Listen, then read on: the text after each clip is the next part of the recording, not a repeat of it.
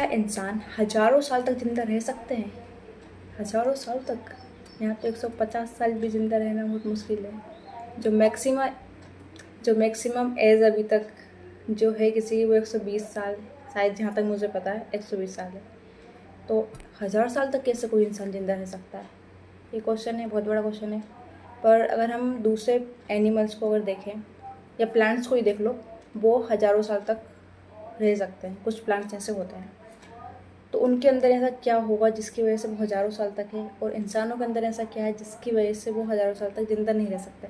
अगर इन दोनों चीज़ को और देख लिया जाए, समझ लिया जाए, तो और ये पता कर लिया जाए कि किस वजह से प्लांट्स हज़ारों साल तक रह पा रहे हैं और इंसान नहीं रह पा रहे हैं, तो उस चीज़ के ऊपर रिसर्च की जा सकती है और उसे हम किसी भी तरीके से अपने अकॉर्डिंग ढाल सकते हैं। तो फिर शायद ये हो सकता है कि इंसान भी हज़ारों साल तक ज़िंदा रह ले। बट ये क्या है हमें नहीं पता। कौन सी चीज़ें क्या है, ऐसा कौन सा सब्सटेंस है या कौन सी एनर्जी है इसकी वजह से ऐसा होता है, वो हमें नहीं पता। दूसरी चीज़, तो इसके अलावा जैसे मोमबत्ती को अगर देखें, ये इमेजिनरी है, ये एग्जिस्ट नहीं कर सकता, ये पॉसिबल नहीं है, क्योंकि इंसानों को ज़िंदा रहने के लिए खाने की तो ज़रूरत पड़ेगी।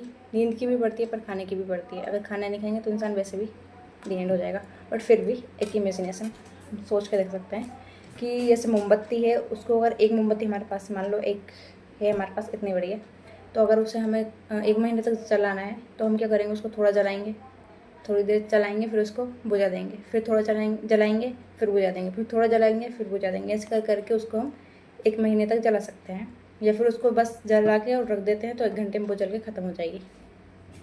तो इंसान भी अगर रोज़ डेली सोएगा, रोज़ उठेगा, रोज़ सोएगा, रोज़ उठेगा, तो वो जितना मैक्सिमम 120 साल तक जी सकता है, और आज के टाइम में 80 साल तक। तो जब इंसान को अगर ऐसे ऐसे कंटिन्यू है तो 80 साल या 120 साल। लेकिन अगर क्या हो कि 5 दिन सोता है, 1 दिन जागता है, या फिर 1 महीने सोता है, 1 दिन जागता है, या 1 साल सुलाएं और 1 दिन जागे, तो ऐसे में कितने मैक्सिमम टाइम तक हम उसे ज़िंदा रख सकते हैं? तो उसके लिए उसके खाने पीने की सारी व्यवस्थाएं करनी पड़ेगी, जो कि वो सोएगा तो नहीं करेगा। पर अगर इसको एक चीज़ से मतलब कि ये कि चलो बाद में देखेंगे, बट ये पॉसिबल नहीं है, क्योंकि खाना ज़रूरी है, और सोने के बाद भी अगर उसको मेडिसिन भी दी जाएगी तब भी इतने लंबे टाइम तक ज़िंदा नहीं रह सकता इंसान। पहली चीज़ ये। दूसरी चीज़, ठीक है, और फिर अगर हम जैसे महाभारत नहीं, रामायण में कुंभकर्ण था, वो 6 महीने खाता था और 6 महीने सोता था। तो 6 महीने सोता था, इसका मतलब तो ये है कि 6 महीने तक सो सकते हैं। और ये सारी चीज़ें मतलब है तो एक एपिक स्टोरी टाइप का कुछ, बट अगर ये मान के चले कि ऐसा कुछ हुआ होगा या उस टाइम उस लेवल तक सोच पा रहे हैं, तो पहली बात तो कोई चीज़ जो हम सोच सकते हैं, इमेजिन कर सकते हैं, वो चीज़ एग्जिस्ट कर सकती है। उसकी पॉसिबिलिटीज़ है एग्जिस्टेंस की, बट बहुत कम होती है। तो अगर ये इमेजिन किया है किसी ने कि 6 महीने कोई सो रहा है और 6 महीने कोई जाग रहा है, तो हो सकता है कि इंसान 6 महीने तक लगातार सो सकता है, और इस टेक्निक का यूज़ करके शायद ऐसा कर सके कि उसकी एज बढ़ाई जा सके। बाकी क्या है हमें नहीं पता इसके बारे में। और ये इसलिए बोल रही क्योंकि जैसे पुष्पक विमान रामायण में था, आज के टाइम में एरोप्लेन्स हैं, ठीक है। उसके अलावा अभी जो एक उसमें जो द्रौपदी नहीं, यार क्या नाम था उनका, दुर्योधन थे, वो सब थे ना 100 भाई, तो उनको घड़े में बनाया गया था। तो वो टेक्निक भी, क्या इंसान के बच्चे घड़े के अंदर पैदा हो सकते हैं?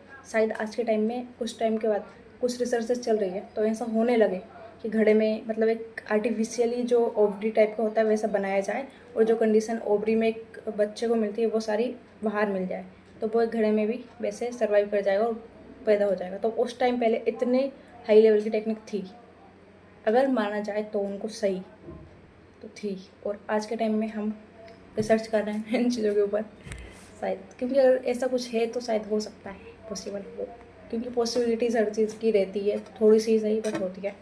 बाकी इमेजिनेशन है, कुछ भी हो सकता है, नहीं भी हो सकता है, हमें नहीं पता। Bye bye.